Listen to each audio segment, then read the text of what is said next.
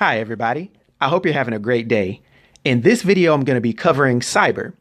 Now Cyber made his first appearance in Marvel Comics Presents number 85 in August of 1991. His real name is Silas Burr, and he stands 6 feet 4 inches tall and weighs 365 pounds, having hazel eyes and no hair that we know of this far. Now he's believed to have been born in Canada and was an agent for the Pinkerton National Detective Agency, but in spring of 1912 he was eventually put on trial in Sioux City, Iowa. He was found guilty on 22 counts of murder and sentenced to death by hanging. Escaping from the courtroom, Cyber arrived at a Western Canadian military base, finding in the Canadian Army a new employer named Frederick Hudson, who took special interest in his unique ability to push the men under his command beyond their moral and emotional limits. Cyber's earliest known confrontation with Logan, also known as Wolverine, seemingly occurred around World War I, where he served as Logan's brutal drill instructor during his first early days in the military. Cyber was given instructions to focus his attention on Logan in particular, and eventually receives orders to murder a woman at the base known only as Janet, in whom Logan was interested romantically. After witnessing her death at Cyber's hands, Logan attacks but is severely beaten as Cyber easily gouges out his left eye. This is Logan's most severe beating and defeat up to this point in his life, and the resulting psychological effects result in a deep-seated fear of Cyber. But it's worth noting that after Logan's memory loss, years later he finds himself again under the command of Burr while he was enlisted with the Devil's Brigade during World War II. He then introduced Logan to U.S. Army soldier Nick Fury for the clandestine rescue mission of Captain America from the German-occupied North Africa.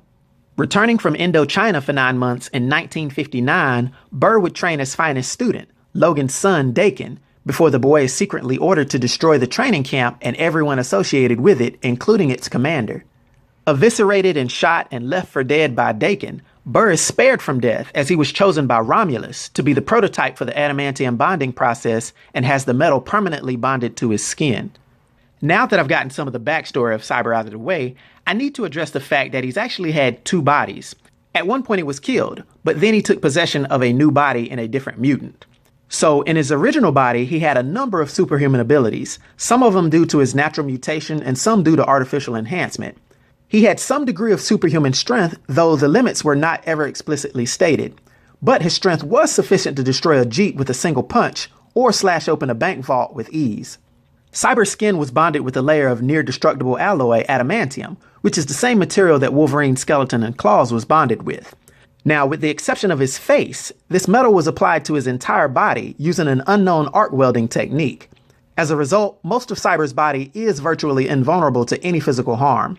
Now, housed within each of Cyber's fingers is a retractable adamantium claw, each one being tipped with either a powerful hallucinogen or poison that's been proven capable of incapacitating Wolverine before his mutant healing factor could kick in. These toxins were specifically designed to affect Wolverine and are fatal to ordinary humans within seconds.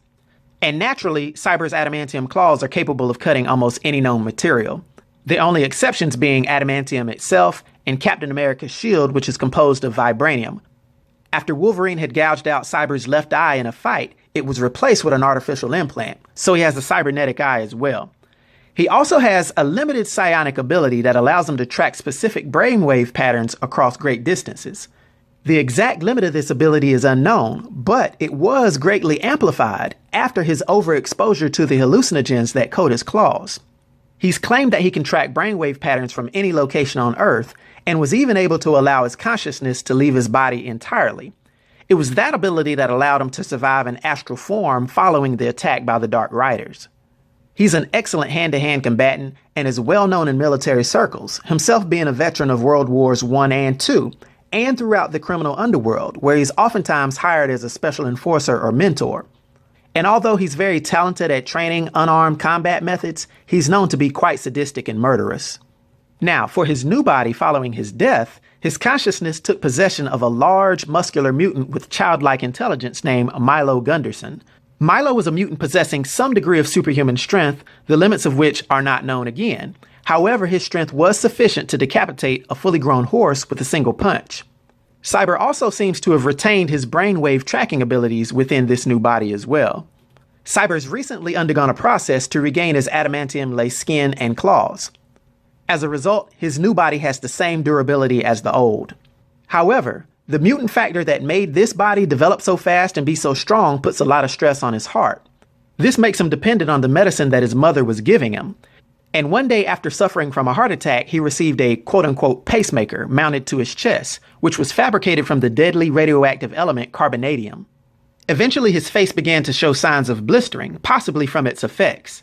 And as his condition worsened, he collapsed and was later seen by Wolverine lying still on his back with his eyes open, a blood stain around his carbonadium pacemaker, and flies crawling on his face. Now, due to his powers and abilities and his influence on the Marvel Universe, for my 1 to 10 rating, I'll give Cyber a rating of 7, which is a master rating.